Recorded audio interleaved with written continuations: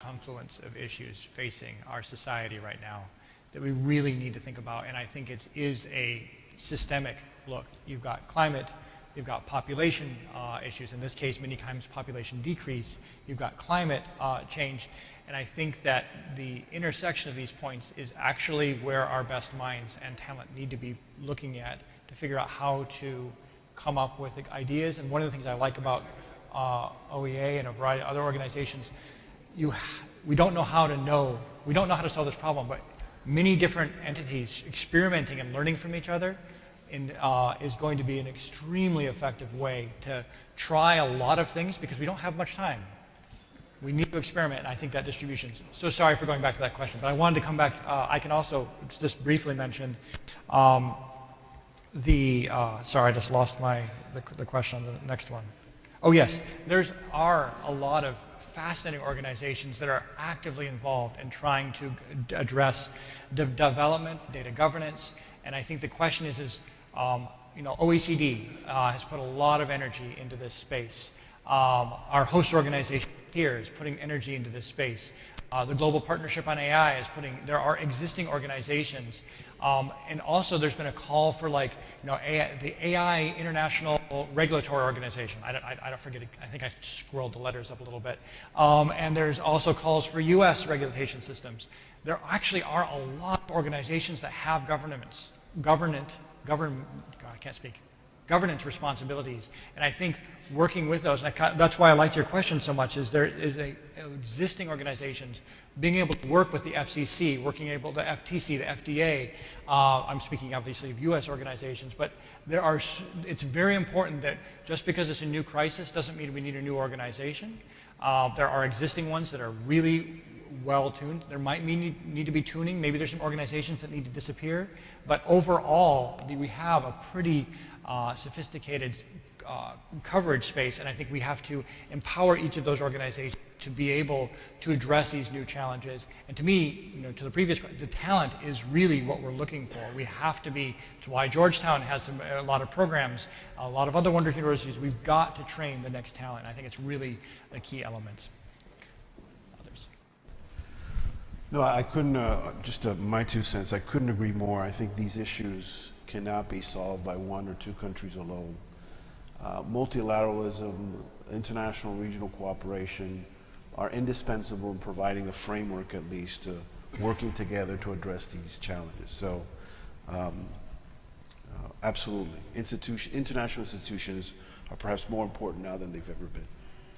We have 2 more questions. Good morning. My name is Rosibel Ochoa, and I am the Associate Vice Chancellor for Technology Partnerships at the University of California in Riverside. And in my career, my job is actually to help scientists start companies, technology innovation companies, from the US in California, as well as from Latin America. I've been working with the OEA for many years already, helping scientists from Latin America understand what it takes to access the US market. So as you can imagine, I'm very excited about AI. We've been working with scientists and looking at solutions in agriculture, in healthcare, new financial systems. It's extremely exciting. However, I also live in a region that is, and this is in the United States, that in many cases is similar to many places in Latin America. 5 million people, 50% Latinos, and 300,000 small businesses. Many of these small businesses are owned by women. And what I do when I focus on is trying to accelerate insertion of technology, high tech, into these small businesses so they can compete and scale faster, which is one of the initiatives of this administration. And what I find is there's a tremendous gap in terms of technology awareness and technology, even tools, processes, and systems. So these businesses, it's not about them learning about AI, it's about using tools that they can leverage the potential of this technology so they can compete. So my question to you is how can, from a policy standpoint, but also from a corporate standpoint, like Microsoft, Meta, the private sector, and academia, can we work together so we don't leave these small businesses behind, which are the engines of many of our economies? Thank you. Thank you for your insights and contribution. Anybody want to address that part of that question? Yes, go ahead.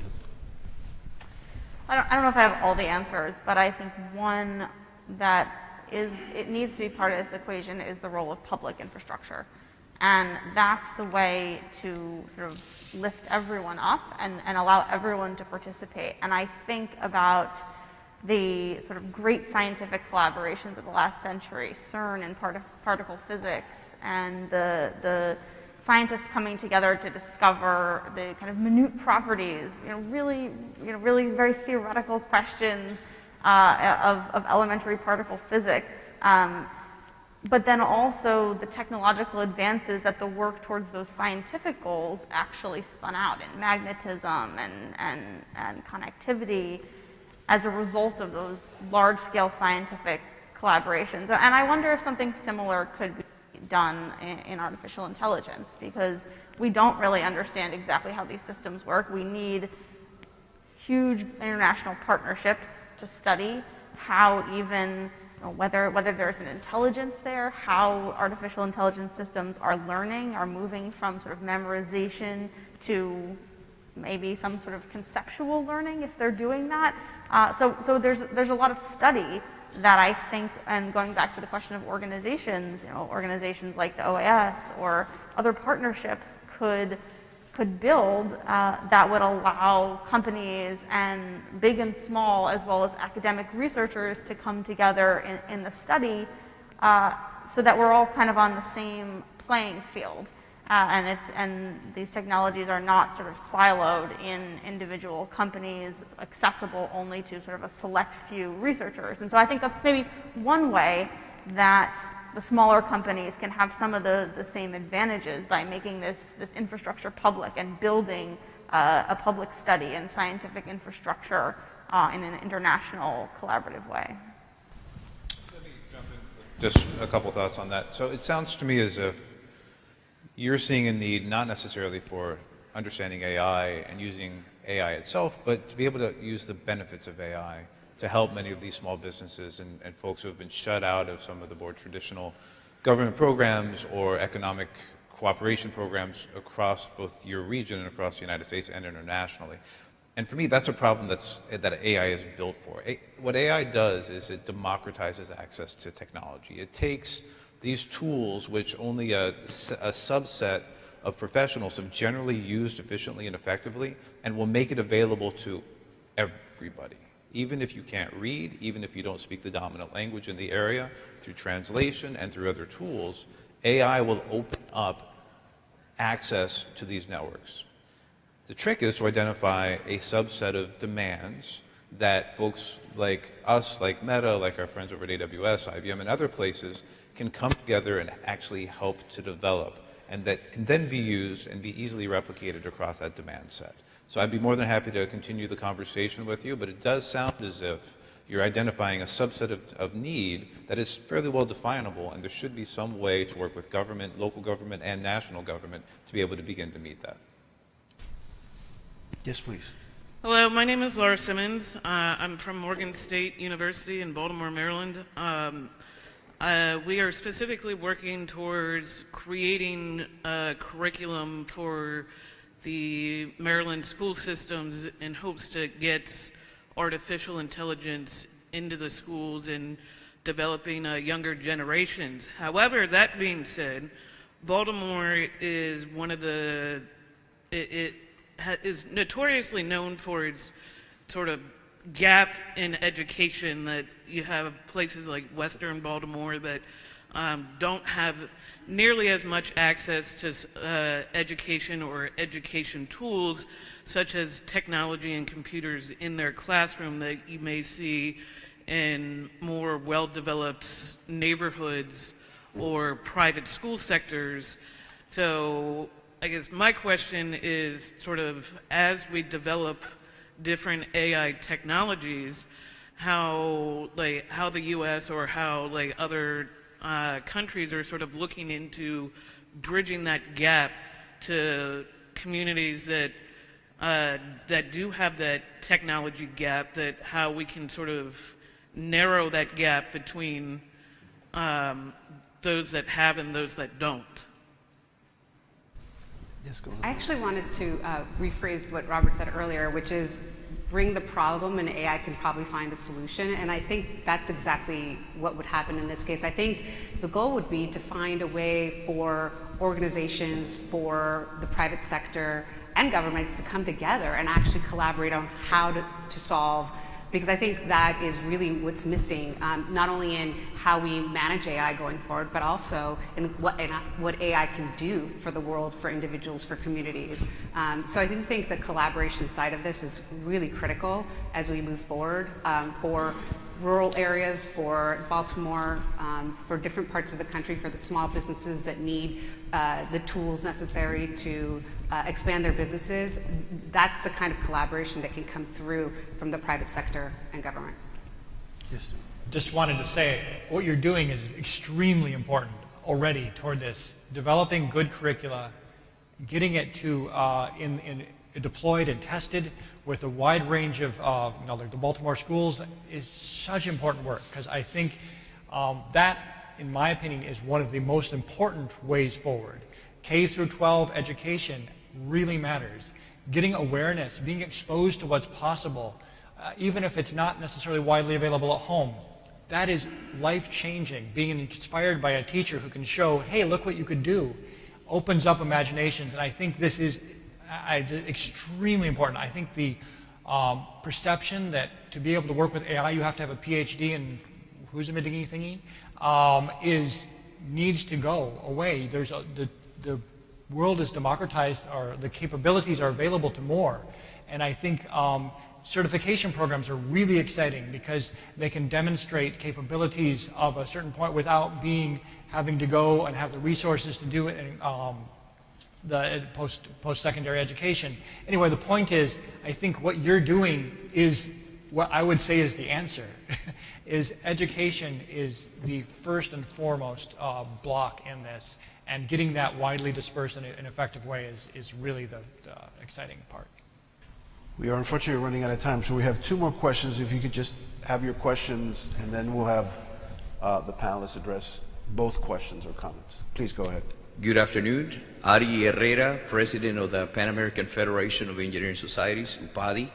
And I just wanted to say this is quite exciting. We signed an agreement with OAS some years ago to be a technical advisor to the team, the ministers that are here. And I cannot tell you, the timing could not be better.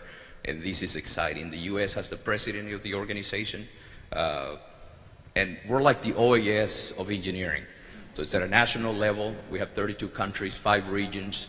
And most of these guys in all of these regions, they're either colleagues of yours, former ministers and leading engineering within their countries. And what we're doing right now is focusing on bringing the engineering and the scientists to the table. I mean, I cannot thank OAS enough for, what a wonderful event and what a powerful arrangement this is. Just to think, we have all of the decision makers that are not only have the position to change and to dictate the route on where we go with AI, but also developers and more than 3 million engineers that are here willing and ready to work and collaborate with you guys, the youth, creating opportunities. Right now we're focusing on taking engineering, right, inspiring some to go this route, college students, and the youth. And for that, mobility is one of the programs that at some point we signed an agreement. I guess Argentina was leading that mobility of all of the engineers throughout the Americas. The president of the technical council right now at University of Florida, we're going to have an event where we want to bring just young professionals and students from all of the Americas, from the Caribbean, to have a time to exchange, to learn, and to be able to collaborate so that we can move forward, what we're trying to do. And like engineering has no borders, AI has no borders. And and when you look at our continent where most of us speak Spanish, one word in one region could mean something completely different in another country where they speak Spanish. That's the need, like all of you have emphasized, access.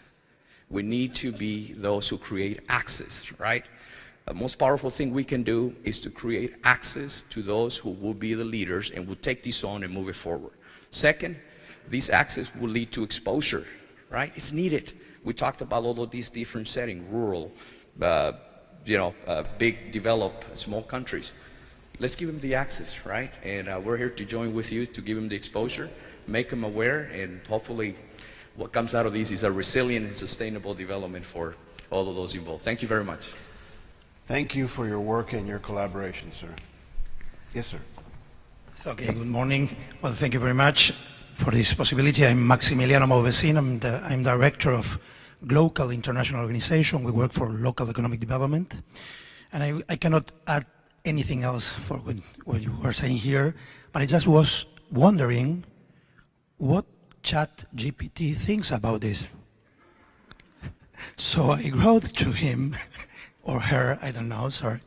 I wrote to ChatGPT and I asked it, what politics do you need, ChatGPT, to impact positively in education? And you know what it says? It says guidelines for responsible use. It says training for educators. It says continued research and evaluation of the information, accessibility and equity, and for the last, integration with curriculums. So just wanted to tell you what ChatGPT thinks about this. Thanks. Thank you. Thank you. It's a very nice way to end. Thank you. We are, unfortunately, at the end of our session, but I want to give our panelists another opportunity from your chairs to make any final closing remarks.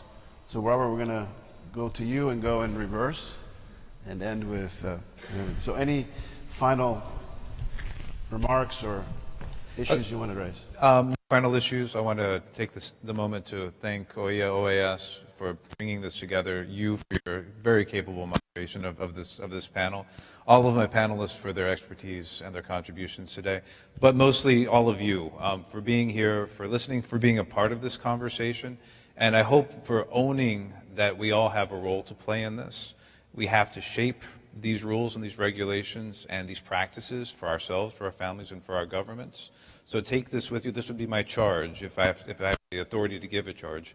Take this conversation with you, spread it, share it with your colleagues, your friends, and your family, and then bring it back to your governments and your places of work so we can take this learning and really make AI to what it needs to be for society. Yeah, here to those, the last two comments. I think ChatGPT, did a really fantastic job and is a great way to end the session. I mean, if I would add one kind of risk to that, and I think ChatGPT's answer was pretty solid, that I think, we haven't really talked about as much is this risk that content can seem really authentic and seem very helpful and like a human would produce, but actually be totally fictitious. And I think that's where there is a role for all of us to play in making sure that what we're producing is authentic, doing that extra check, because I think our democratic societies really depend on that. The ability to have a faithful public record, our libraries. And so as we sort of translate AI into our own communities, I would say that keeping sort of that faithfulness to the truth, and that there is kind of a truth, an objective reality that isn't just kind of the average of what you're hearing from all sides, is really important. And I think there's a chance that we risk losing that with systems that can sound really realistic, but might not actually be factual. But very much want to thank OAS and NAS for this event. I learned a lot today from the panel, and most importantly from the audience, who are really doing, I think, the hard work in bringing these systems into communities and into companies, and doing it in a way that is responsible and that is equitable and that champions our shared values. So thank you. Yes, I would also like to thank everyone again, and all the panelists and the audience for their questions and their comments. I took on what you were saying, and I'm urging to go back home and start spreading this dialogue, and also that, like many other Latin American countries, we do have structural issues to solve that won't be only solved with AI or technology, but we need to see this as an opportunity to give more access to technology to our societies, and to start or maybe think about how we can solve some other problems through technology. So I think that I'm bringing home a lot of homework. Yes. Thank you so much. Chairman of COMSIP, and of course, on behalf of the government of Jamaica, I have listened more than I've spoken, because obviously of the panelists and of course the audience and their expertise in this area. So I leave here much better informed, and hopefully we can use that to introduce the proper policies and regulations for AI in Jamaica going forward. So I really appreciate the invitation to be here, and of course in this esteemed audience of professionals and experts on AI. And to you, moderator, thank you very much. Thank you. It's been super fun hanging out and learning from each other here. I'm really excited because of the important consequence of this conversation, because this is part of the democratic process. This is, and I think it's extremely important to keep these dialogues going. We've got a lot of work ahead of us, a lot of experimentation, a lot of learning. Humility is actually really important to maintain, because I'm still at least trying to figure out what the best way forward is. The only thing I'm confident is AI assessment is going to be essential. You know, red teaming, third-party auditors, making sure they're empowered, making sure that we have, you know, we can break down tasks and use cases so that we can actually use them effectively and make sure they're actually doing what we think, and making sure that we have the, I'll borrow a term from medicine, clinical trials in place to make sure that these kinds of testing really work. So lots of work ahead. I look forward to working as part of this with all of you, and thank you for the excellent conversation. I'm last, and I'm stopping you all from getting lunch, so I'll do this quickly. Thank you so much for having me to the OAS. This has been an incredible experience. I'm glad I didn't have to speak in Spanish. That would have been more challenging. I think that what I am just so pleased about is that there seemed to be actually consensus across all of us on the things that we're looking to see happen in the space of AI, and that we're all concerned about the same things. We think, and that solutions seem to be in line. So I think that gives me great comfort given the risk associated with AI. And I agree with you that assessment and just keeping our eye on the ball with AI will be really important going forward. So thank you so much for your time. I hope you guys enjoyed this as much as I did. And I look forward to seeing all of you again sometime soon. Thank you so much. Before I turn it over to the Executive Secretary, I just want to thank all of you in the audience for being here and for participating in this discussion and giving me the opportunity to moderate and to learn from this experience as well. And finally, one last applause for this wonderful panel that has brought so much to us in understanding this issue. So thank you so much.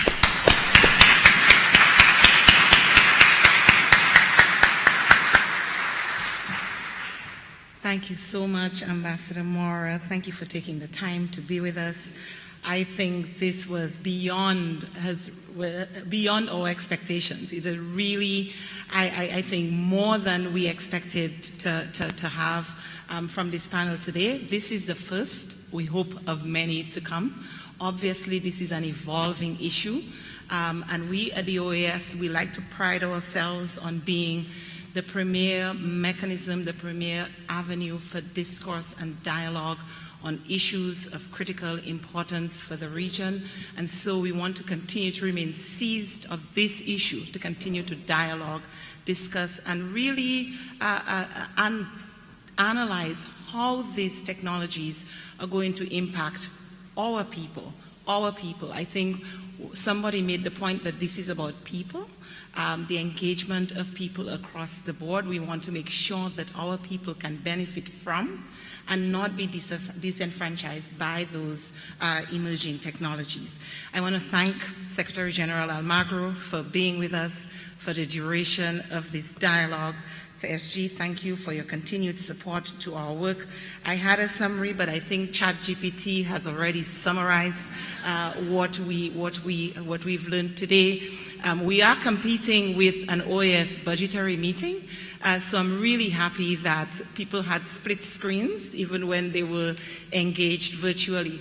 To our audience and the partners who are joining us here today, to those from the academic community, we really value the support that you have given to us in the Secretariat for Integral Development and our work on science, innovation, and technology.